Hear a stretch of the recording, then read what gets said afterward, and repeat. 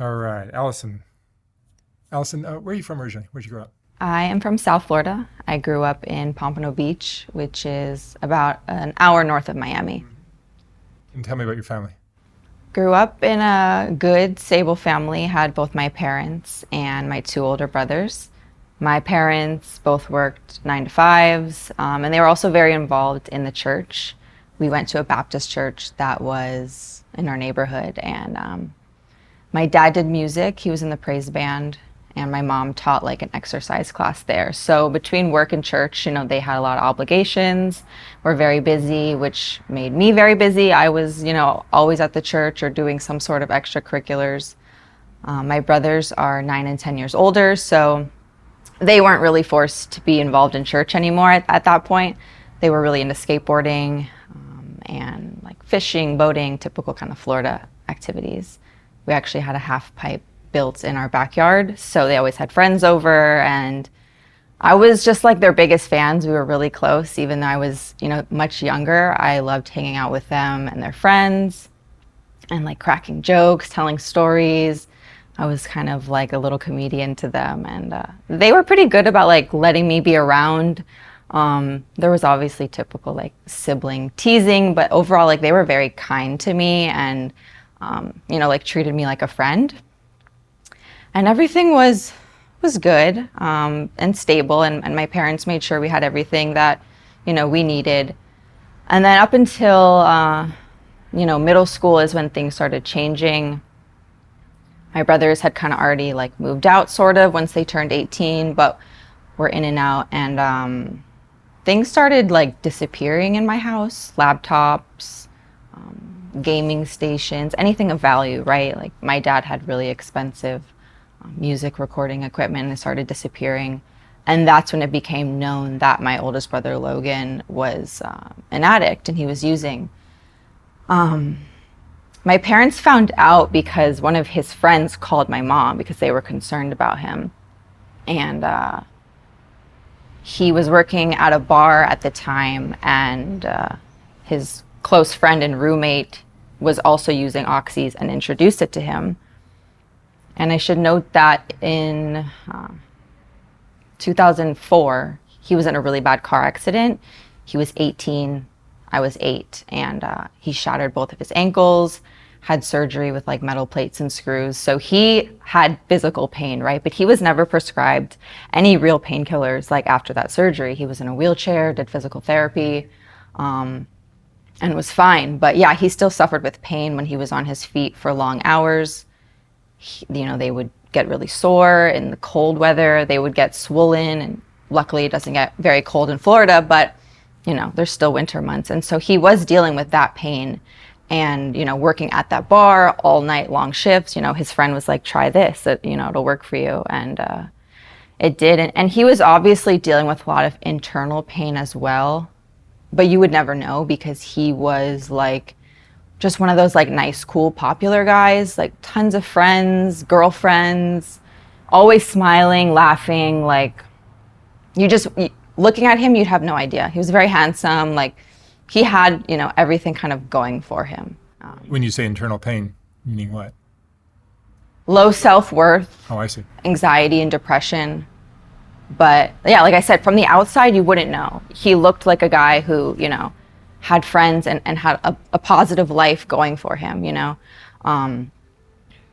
He tried college, but it didn't really work out for him. And so, yeah, he was working at the bar and slowly got addicted and ended up moving back home, and he was pawning our things. So that's, how we found out when all those items started disappearing because he needed money. And so my parents, they tried taking him to different recovery centers, and he just couldn't stay clean, And that's why I say I think it was beyond just the physical pain. I think it was a lot of, internalized pain that I don't know where it necessarily came from, but he definitely didn't like communicate about it, And this is, mid 2000s, mental health wasn't really like talked about at that time. As far as you know, his childhood was similar to yours. Oh yeah, he didn't have any traumatic tragedies happened before that. You know, most of all our family was still alive at that point. We have other relatives who suffer with addiction. I have, you know, grandparents, aunts, cousins. So it's in the bloodline somewhere. You know, I think that has something to do with it. That's always a big factor, I think. Yeah. But maybe there was more, and maybe it was just, you know, the way he was born. I'm not really sure, but he was just always a really nice, sweet guy, like a mama's boy in a good way, you know. And so, yeah, my parents really tried to get him clean, and I developed a lot of anger towards him because I was just like sad that this, you know, like Christian picture perfect family I thought I had was, you know, not true. And I didn't have any friends going through anything similar, so I really internalized what I was going through. And, you know, he got arrested the first time for like stealing money out of an open car, you know, something like that. And then after that, it was just he couldn't stay clean, you know, so probation, it was just in and out of different recovery centers, halfway houses. I remember I was in like 7th or 8th grade, and a classmate was looking up mugshots. I don't know why. And in Florida, it's all public record, so you can see it all. And she came across someone with the same last name as me, and my last name's not very common. She's like, "Is this your brother?" I think I jokingly said like, "Oh no, it's my cousin," because my cousin was like a troublemaker and stuff. And I just ran off to the bathroom crying because none of my friends really knew. Like I said, like I was just embarrassed and sad. And when he went away to jail that first time, I think it was a month, maybe 2, I'm not really sure. He'd call and I just refused to talk to him because I was just mad. Once he finally got out, I think I saw him trying to get clean, and that kind of like pushed the anger away, and I started understanding a little bit more. But unfortunately, at that same point, my other brother, Alex, he got into a car accident. Nothing that required surgery, but he did have physical back pain, and he was prescribed oxys. And he very quickly became addicted. This is like 2009. So they were prescribing just an absurd amount. He has since told me it was like enough to overdose like 50 adults was how much he was getting a month, and he was 21 years old. Like his back pain was nowhere near that severe, you know? And this is at a time where the pharmacies weren't really like tracking refills. So he was going to like 5 doctors at a time, just getting like hundreds of oxys and Xanax. But he was still like a functional addict at this point. He was working with my dad. He had a car. And him and Logan weren't really getting along at this point either, probably because they were just both battling, you know, with their addictions. And he ended up getting arrested for some theft as well, because again, needed money. Couldn't work with my dad anymore. My parents can't trust them. And now, you know, the pharmacies started tracking everything. So he's now getting a lot less, but his tolerance has just skyrocketed. So he switched to heroin, a lot cheaper, and began a battle with that, and in and out of jail, halfway houses, you know, for the next couple years. So now I'm in this cycle with both my brothers, and I'm kind of seeing like the full spectrum. One brother getting it from a friend in the street, the other one getting it from a doctor. Like, and they both, you know, had car accidents. They had physical needs for pain relief, but it took over their lives. And I just started like working. I got a job at like 14. Not that we needed the money, but I think I just wanted to be busy, not thinking about what was going on. I was really envious of a lot of my friends who had older siblings that, you know, they could look up to and, you know, like were doing things with their lives. But my anger for both of them went away very quickly because I was getting older. I was understanding addiction at a different level. Because like I said, I had family members with it, but it was never present in my household. So I had, you know, some knowledge, but I didn't see that it wasn't, you know, they didn't go out looking for this by any means. And it just really took over their life like a true disease. So, yeah, I'm in high school and they're in this cycle of in and out of jail, rehab centers. My parents ended up separating around that time. I think just everything with the boys was too much for them to handle. And Logan and his girlfriend that he met, who had a 1-year-old, not from him, from a previous relationship, he really stepped in as like that dad role.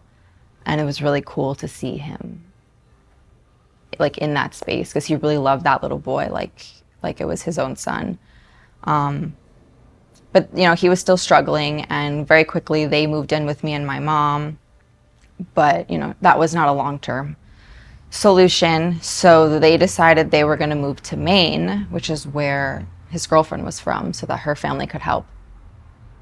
But he would need clearance from his probation officer to go there and all of that. And I think he knew that that was going to be a hurdle. So he took the risk and they moved. I was really bummed because it was like right before my high school graduation. So this is 2014. I really wanted him to be there. Anyway, they moved. I went off to college in Orlando. And few months into being in Maine, Logan got pulled over for something really, you know, license plate missing or tail light, something like that. But they saw he had a warrant for his arrest for fleeing the state of Florida. So he got arrested. They shipped him down to Miami. And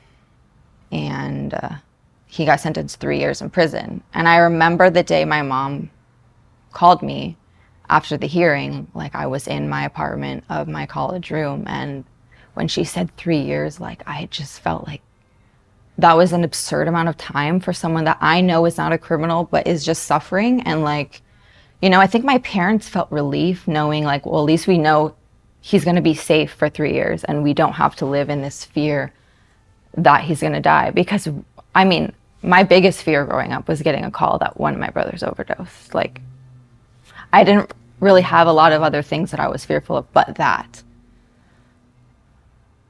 Because I just knew it was such a real possibility, like between the both of them. Like, and in South Florida at this time, like it was really bad. Like there was so many pill mills and a lot of people protesting. And I mean, it's bad now everywhere, but in South Florida at that point, it was really, really bad. Like I said, I mean, my brother's getting prescription pills from 5 doctors, like hundreds of them for absolutely no reason. So Logan, yeah, he gets sentenced 3 years.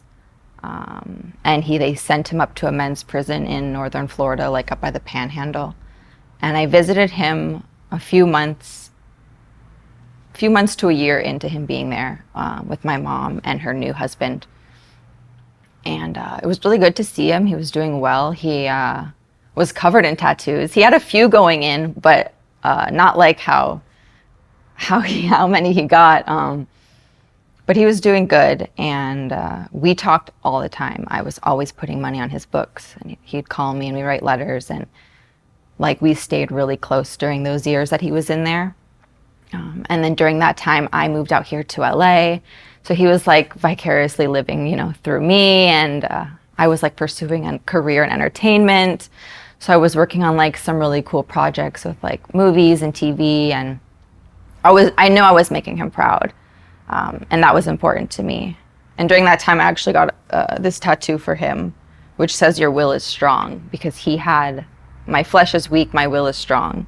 So this was like a reminder to him and to me that like, you know, you're going to get through this time. He ended up getting released in January of 2017. I should back up just a bit that my brother Alex actually got sober in 2016 after his 7th arrest. I think he did like maybe 5 months. And I don't know, he had a wake-up call. There wasn't really any one big thing. I think that did it. But I'm sure seeing your older brother go away for a few years and just kind of being over it, he was able to get sober and really focus on his music. He's an artist. He goes by Pause for a Second. And you know, I think he's able to deal with it because he can channel through his music, you know? So yeah, Logan gets out in January of 2017, and him and Alex are reunited for the first time in years. I mean, so he did the time, but then before that, both of them were in and out of jail that they really hadn't seen each other. This is the first time they were both like functional, sober adults together. And they were doing good. Logan had a goal of becoming a barber. He wanted to do hair, but he started working at a bar, which none of us were really, too psyched about, because it's not really a good environment for a recovering addict, but it was people he knew. It's not easy to get a job after prison. So started working there, and, very quickly started using again. I don't think I was aware that he was using again because I was living out here, but my mom knew, and I think Alex knew as well. And at that point, like, he was functioning, but he was using, and they could tell, because at this point, I mean, it was just, we knew when he was and when he wasn't. And June rolls around, and I'm supposed to graduate the Fashion Institute here in downtown, walk, Staples Center, and my mom flew out and her husband, and they rented a house to throw me a graduation party. So it's a couple nights before my graduation, and I'm at a concert with a couple friends in Inglewood. My mom's in Huntington Beach, visiting a friend before driving up here, and I get a call from my mom's husband. Thought it was weird because they know I'm at a concert. I ignore it. They call me again. I immediately think, okay, so maybe something's wrong. But I'm thinking, oh, like, did my mom get in a car accident? Because she was driving around, like, buying supplies and stuff. And that's just, like, where my brain immediately went. So I stepped out in the hall, and my mom's husband, I can tell he's crying. And he's like, Logan overdosed. And there was a pause, and I think in that pause, a part of me was like, okay, does that mean like he's in the hospital and he's going to be okay? Like, I don't think I immediately jumped to like death, and he's like, and he died. And like I said, I lived in fear my whole life that I was going to get that call. But now that he was out of prison and I thought clean, like, that fear was gone, So it just didn't feel real that I was getting it now. It didn't make sense to me. I collapsed, and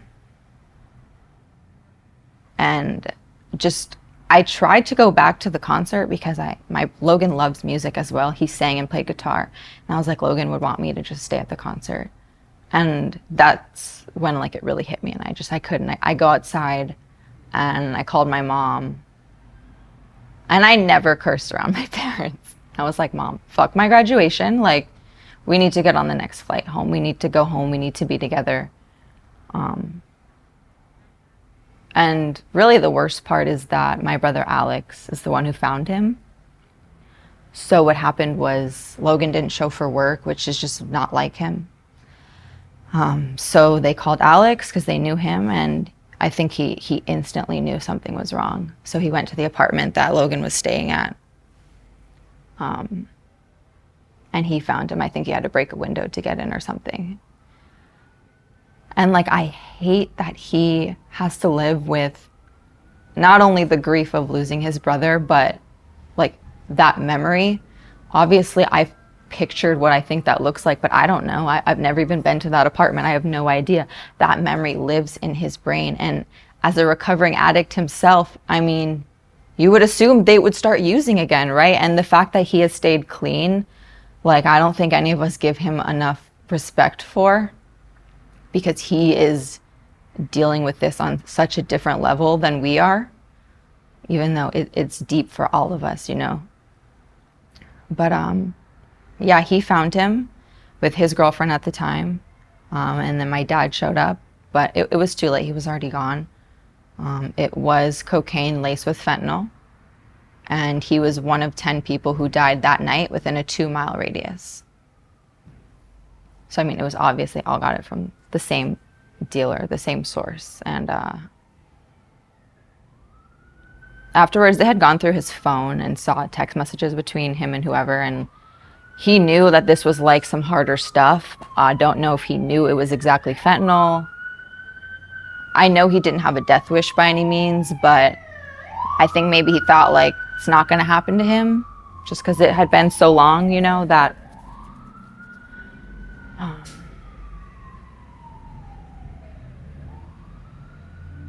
he just didn't, everyone's going to say this about their love, but he just didn't deserve it. You know, he really never had a fair shot at life as an adult.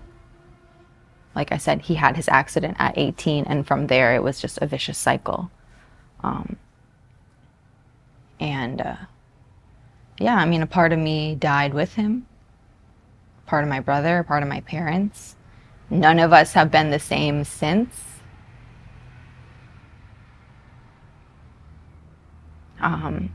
But we're also much closer now, you know? And you know, it's the healing journey is definitely not linear. It you know, it forces you to look death right in the face, and it's, you know, death is so taboo to talk about as a society. Like, we never really, you know, communicate how to deal with it when it is the only inevitable thing for all of us. And obviously when they're young and it's a tragedy, it's a whole nother level. But I think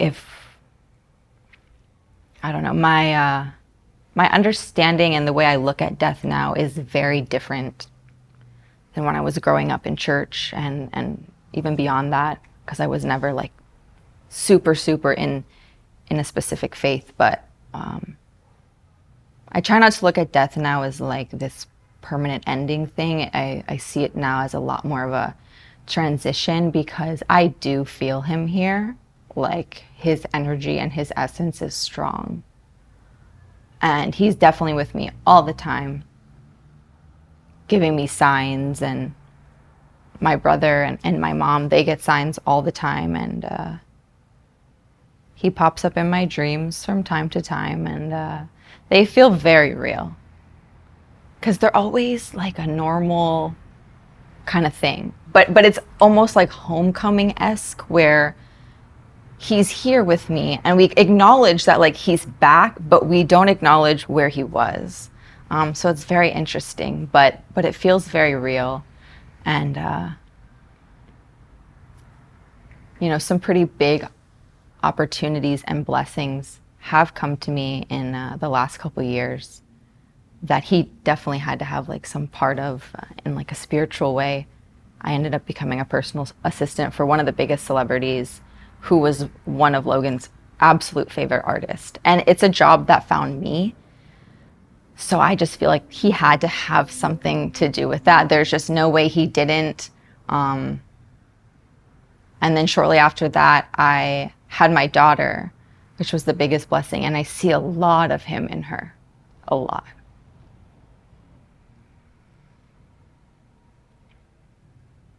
And I just hope that,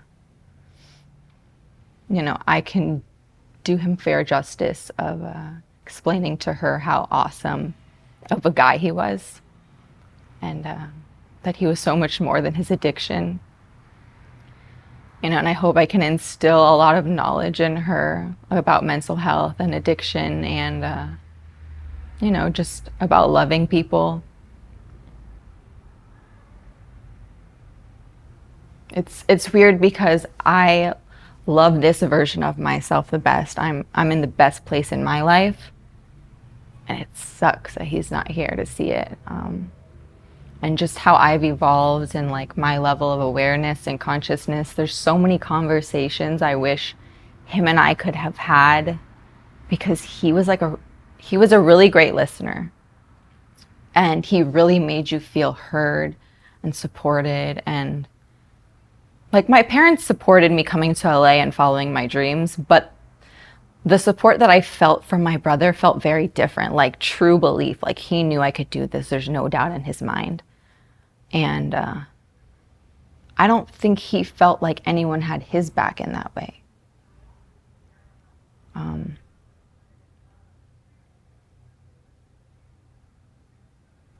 Has your ability to love yourself improved because of Oh yeah. All Just this love in general. I and the have a way you much instill it in your daughter. right, exactly. The love and my understanding of love now is so much deeper, because it's really different to love someone that is no longer here at the level that I do.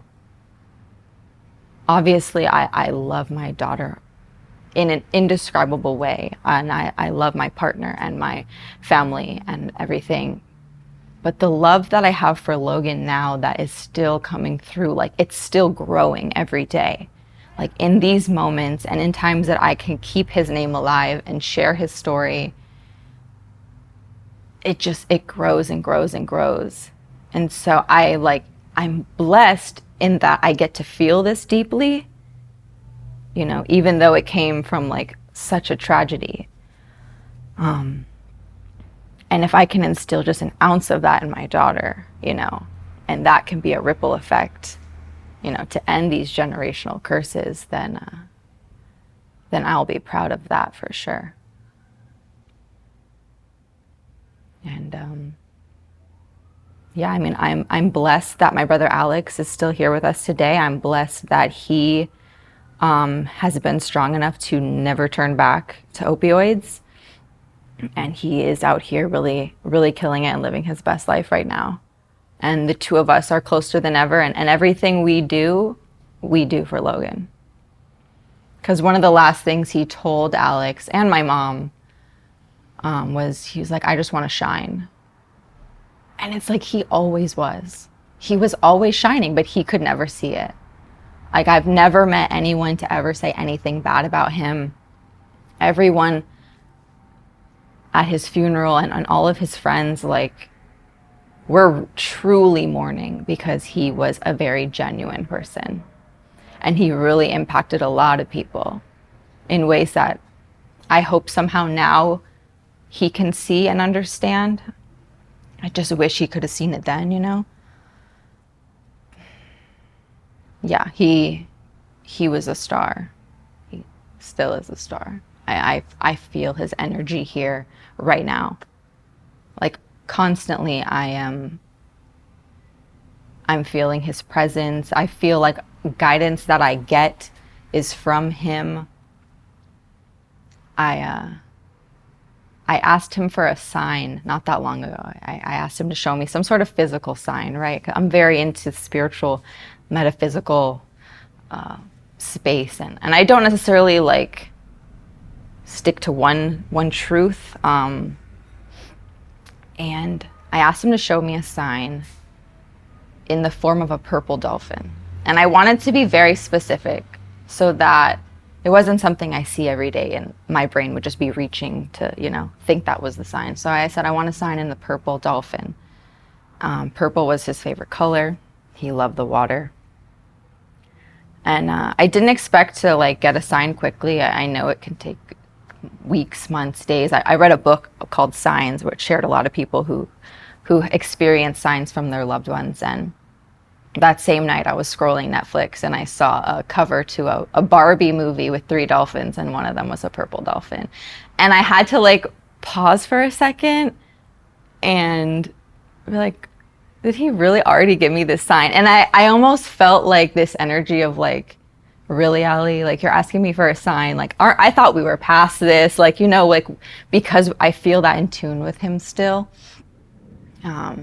I think he was showing me the sign to be like, all right, come on. I'm here with you, So he's here. And yeah, he'll always be here, but I miss him every day. And that pain, it has subsided. I think now that I have a daughter, like I said, like my cup has overflown in that way.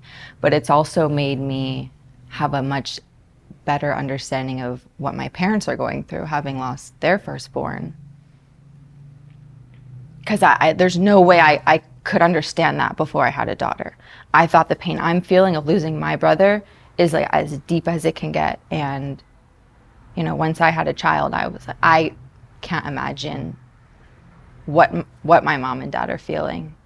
And they've never been the same since. But my family is strong. and we've gotten through it, and we continue to get through it. And like I said, it's a journey, and it'll always be a journey. All right, Allison, thank you so much for sharing your story. Thank you. I'm glad things are going well with you now. Thank you. Me too.